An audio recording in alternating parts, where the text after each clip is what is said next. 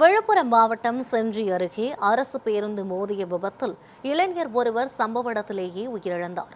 இதுகுறித்த கூடுதல் விவரங்களை செய்தியாளர் நதீம் வழங்க கேட்கலாம். நதீம், இந்த விபத்து சரியாக எப்போது, எங்கே நடந்தது? யாரெல்லாம் காயமடைந்திருக்கிறார்கள்? ஒருவர் உயிரிழந்திருக்கிறார். மேலும் வேறு யாரெல்லாம் காயமடைந்து அவர்களுடைய தற்போதைய நிலை என்னவாக இருக்கிறது? விவரங்களை சொல்லுங்க. நிச்சயமாக யுவராணி, விழுப்புரம் மாவட்டம் செஞ்சி அடுத்த மானந்தல் கிராமத்தை நோக்கி அரசு பேருந்து சென்று கொண்டிருந்தது.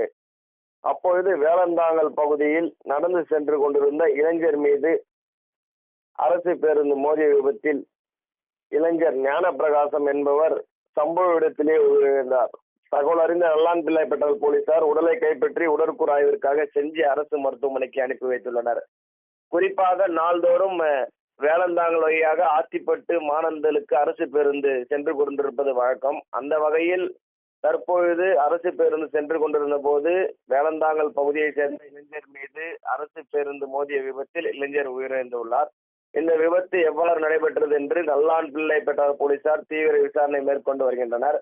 இச்சம்பவத்தால் அக்கிராம மக்களிடையே பெரும் சோகத்தை ஏற்படுத்தியுள்ளது. யுவராணி, செஞ்சி அருகே அரசு பேருந்து மோதி இளைஞர் ஒருவர் உயிரிழந்திருக்கிறார். இது தொடர்பான விவரங்களை வழங்கியமைக்கு நன்றி நதீம்.